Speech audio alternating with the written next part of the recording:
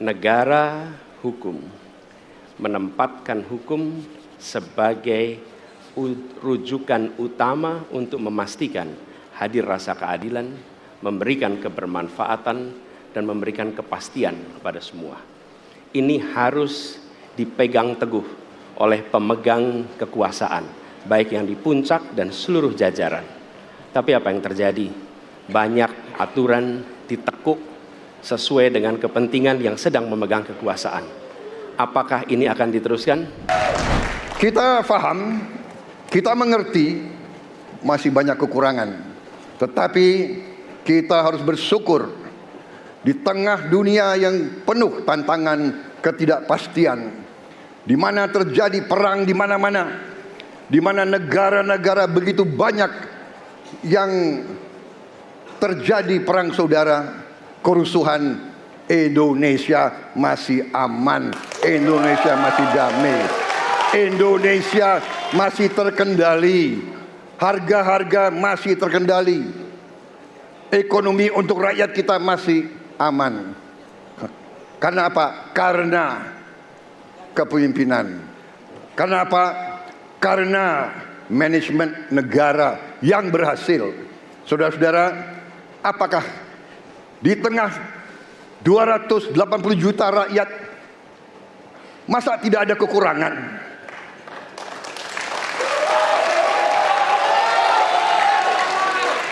Tetapi kita harus arif, kita harus dewasa, dan kita tidak boleh munafik.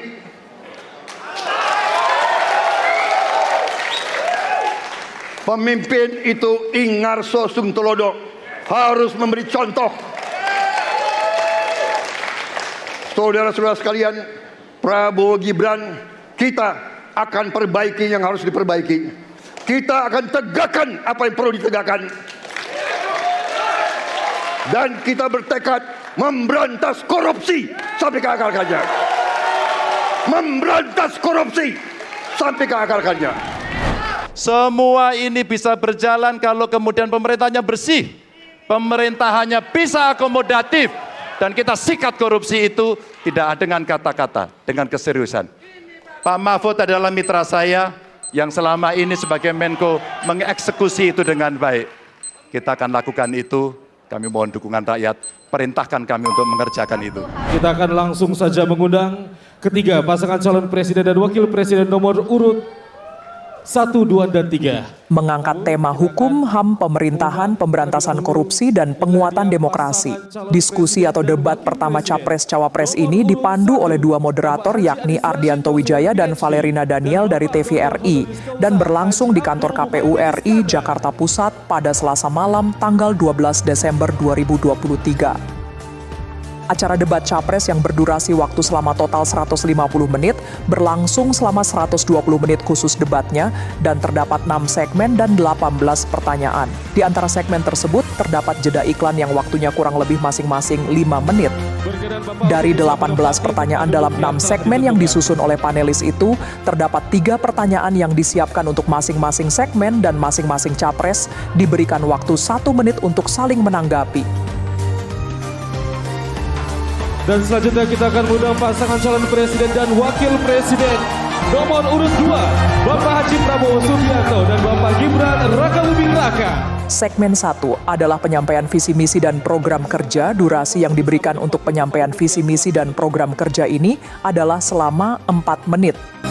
Sedangkan segmen 2, 3, 4, dan 5 adalah pendalaman visi misi dan program kerja. Di segmen ini ada pertanyaan-pertanyaan yang diajukan oleh moderator dengan waktu menjawab selama 2 menit. Kemudian para peserta debat lain akan saling menanggapi dalam durasi yang diberikan untuk menanggapi dan menjawab tanggapan masing-masing 1 menit. Dan segmen ke-6 adalah penutup atau closing statement. Pada segmen penutup ini, masing-masing capres diberi kesempatan untuk memberikan pernyataan penutup. Dan Bapak Profesor Dr. Haji Mahfud MD.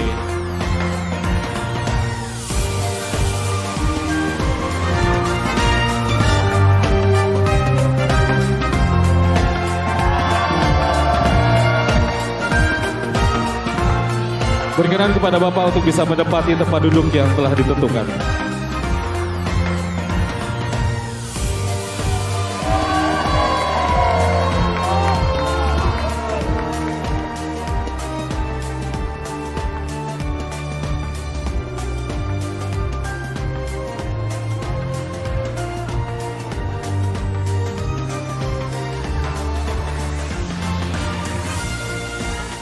Bapak Ibu hadirin yang kami hormati, selanjutnya mari kita sambut bersama moderator debat pertama calon presiden pemilu tahun 2024, Valerina Daniel dan Ardianto Wijaya.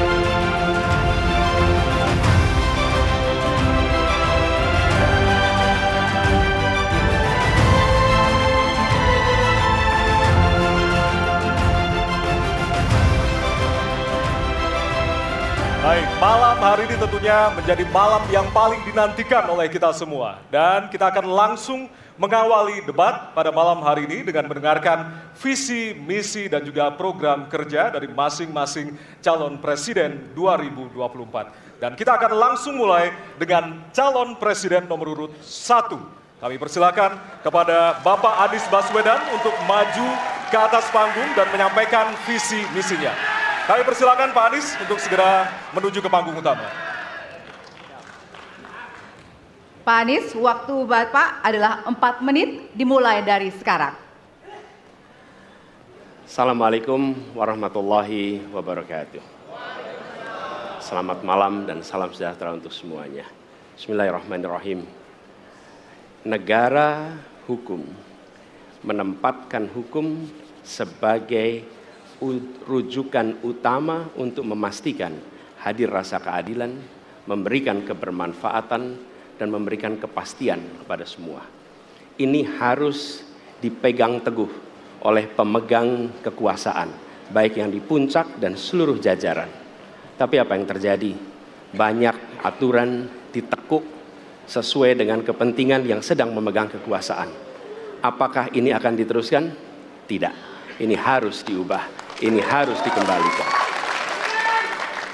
Kemudian kita menyaksikan betapa pada hari-hari ini tatanan ketika kita menyelenggarakan pemerintahan sering tidak sesuai dengan prinsip-prinsip hukum yang kita pegang. Karena itulah kami melihat perubahan ini harus kita kembalikan. Negara ini adalah negara hukum, bukan negara kekuasaan. Dalam negara hukum, kekuasaan diatur oleh hukum. Dalam negara kekuasaan, hukum diatur oleh penguasa. Dan kita tidak menginginkan itu terjadi. Pada saat ini, kalau kita lihat hukum itu harusnya tegak begini. Inilah hukum. Dalam kenyataannya, dia bengkok. Dia tajam ke bawah, dia tumpul ke atas. Dan kondisi ini tidak boleh didiamkan, tidak boleh dibiarkan, dan harus berubah. Karena itu kita mendorong perubahan, mengembalikan hukum menjadi tegak kepada semuanya. Dan bila kita saksikan hari ini ada satu orang milenial bisa menjadi calon wakil presiden. Tetapi ada ribuan milenial, generasi Z yang peduli pada anak-anak bangsa, yang peduli pada mereka yang termarginalkan. Ketika mereka mengungkapkan pendapat, ketika mereka mengkritik pemerintah, justru mereka sering dihadapi dengan kekerasan, dihadapi dengan benturan, dan bahkan gas air mata. Apakah kondisi ini akan dibiarkan? Tidak, kita harus lakukan perubahan. Oleh karena itu, kami memperhatikan ini sebagai hal yang mendasar. Yang tak kalah penting, ini kedua nih, yang tak kalah penting. Kita menyaksikan pada saat ini, ada peristiwa seperti peristiwa Ibu Mega. Ibu Mega Suryani Dewi, seorang ibu rumah tangga yang mengalami kekerasan rumah tangga, lapor pada negara, tidak diperhatikan, dan dia meninggal korban kekerasan. Apakah akan dibiarkan? Tidak, ini harus diubah. Dan tidak kalah penting, hadir bersama saya di sini ayahnya Harun Ar-Rasyid. Harun Ar-Rasyid adalah anak yang meninggal, pendukung Pak Prabowo di Pilpres 2019 yang menuntut keadilan pada saat itu. Protes hasil pemilu. Apa yang terjadi? Dia tewas sampai dengan hari ini tidak ada kejelasan. Apakah ini akan dibiarkan? Tidak, ini harus diubah. Karena itu, kami mendedikasikan diri, hadir untuk memberikan komitmen bahwa dari puncak sampai ke bawah, kami akan tegakkan hukum pada siapa saja. Kami kembalikan marwah kehidupan bernegara yang menempatkan hukum sebagai tempat yang paling tinggi. Dan Ketentuan itu berlaku kepada semua, termasuk ketika menyangkut urusan ASN, menyangkut urusan TNI dan Polri. Terima kasih. Assalamualaikum warahmatullahi wabarakatuh. Terima kasih. Bapak Anies, kami persilakan kembali ke tempat. Berikutnya kami persilakan. Harap Mohon tenang. tenang, harap tenang. Harap tenang. Harap tenang para pendukung, harap tenang. Hadirin, kita akan harap lanjutkan tenang. ya. Harap tenang. Kita akan lanjutkan. Kami persilahkan calon presiden nomor urut 2, Bapak Prabowo Subianto, untuk maju ke atas panggung dan menyampaikan visi dan misi. Baik, para pendukung Harap harap tenang. tenang, kita akan lanjutkan. Baik, silakan. Bismillahirrahmanirrahim. Assalamualaikum warahmatullahi wabarakatuh. Salam sejahtera kita sekalian. Shalom, Om Swastiastu, Namo Buddhaya, salam kebajikan. Terima kasih kesempatan yang diberikan kepada saya untuk menyampaikan visi dan misi. Kami menempatkan hukum, HAM, perbaikan pelayanan pemerintahan, pemberantasan korupsi, perlindungan terhadap semua kelompok di masyarakat sebagai sesuatu yang sangat penting. Karena itu dalam visi misi kita hal-hal ini ditaruh di paling atas. Kita sadar dan saya sadar sejak muda saya telah mengangkat sumpah untuk membela Pancasila dan Undang-Undang Dasar 45. Di dalam Undang-Undang Dasar 45, di situ pendiri-pendiri bangsa kita mendirikan sebuah republik. Republik itu harus didasarkan atas hukum dan kedaulatan rakyat. Itulah perjuangan saya selama ini. Dan saya pertaruhkan nyawa saya, jiwa saya untuk membela demokrasi, hukum dan HAM. Kita faham, kita mengerti masih banyak kekurangan. Tetapi kita harus bersyukur di tengah dunia yang penuh tantangan ketidakpastian, di mana terjadi perang di mana-mana, di mana negara-negara begitu banyak yang terjadi perang saudara, kerusuhan, Indonesia masih aman, Indonesia masih damai, Indonesia masih terkendali, harga-harga masih terkendali, ekonomi untuk rakyat kita masih aman. Karena apa? Karena kepemimpinan. Karena apa? Karena manajemen negara yang berhasil. Saudara-saudara, apakah di tengah 280 juta rakyat masa tidak ada kekurangan?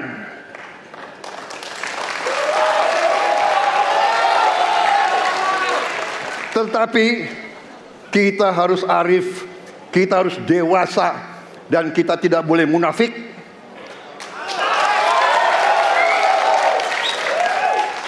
Pemimpin itu ingarso sung telodo, harus memberi contoh. Saudara-saudara sekalian, Prabowo Gibran, kita akan perbaiki yang harus diperbaiki. Kita akan tegakkan apa yang perlu ditegakkan. Dan kita bertekad memberantas korupsi sampai ke akar-akarnya. Memberantas korupsi sampai ke akar-akarnya. Saudara-saudara sekalian, saya kira demikian yang ingin saya sampaikan. Program kita baik, tujuan kita baik, keinginan kita baik. Mari kita berbuat kebaikan demi rakyat kita. Kita butuh persatuan dan kesatuan. Kita tidak perlu saling menghasut, saling mencela, saling menghina. Demi rakyat kita yang kita cintai, kita butuh kesejukan, ketenangan, kerukunan. Kita negara majemuk, kita negara ratusan kelompok etnis, berbagai agama besar. Pemimpin harus sejuk, pemimpin harus dewasa. Waktu Anda habis, kami persilakan untuk kembali ke tempat duduk. Baik. Harap Para tenang. pendukung diharap tenang, Hadirin. para pendukung diharap tenang. Para Hadirin, pendukung harap tenang. harap tenang. nanti Harap ada tenang. waktunya untuk memberikan apresiasi dan juga teriakan serta tepuk tangan. Kita Ya. akan lanjutkan untuk pasangan berikutnya yang di penyampaian visi misi oleh calon Presiden nomor urut 3 kepada Bapak Prabowo, kepada Bapak Ganjar Pranowo. Kami persilakan untuk ke panggung. Harap tenang, hadirin harap tenang. Bapak Ganjar, waktunya 4 menit dimulai dari sekarang. Assalamualaikum warahmatullahi wabarakatuh.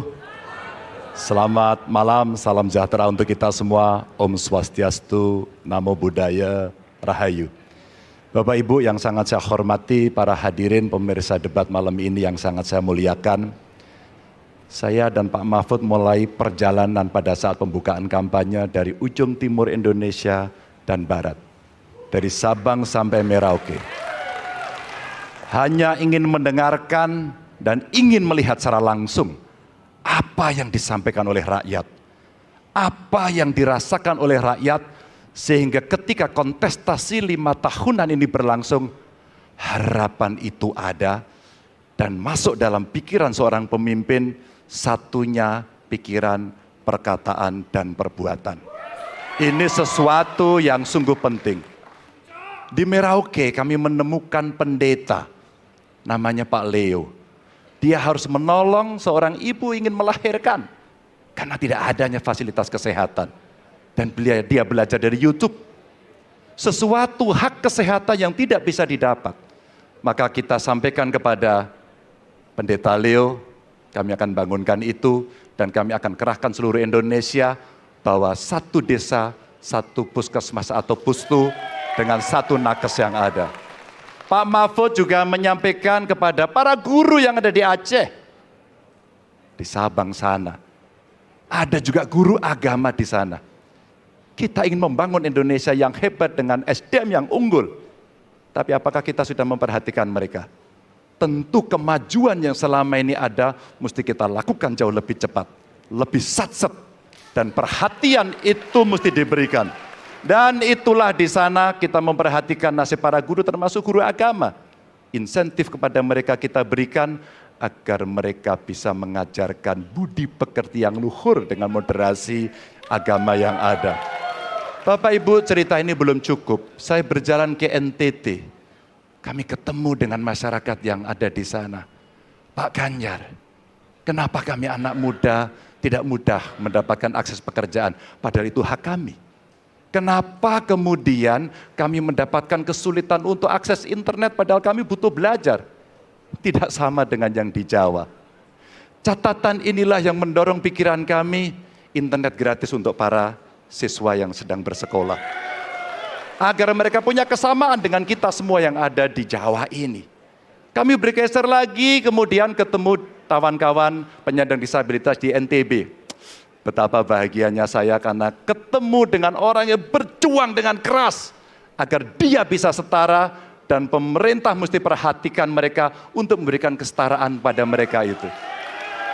Tapi Bapak Ibu, saya mendengar ketika demokratisasi mesti berjalan dan demokrasi mesti kita jaga bersama, ada Ibu Sinta yang ketika menyampaikan pendapat harus berurusan dengan aparat keamanan.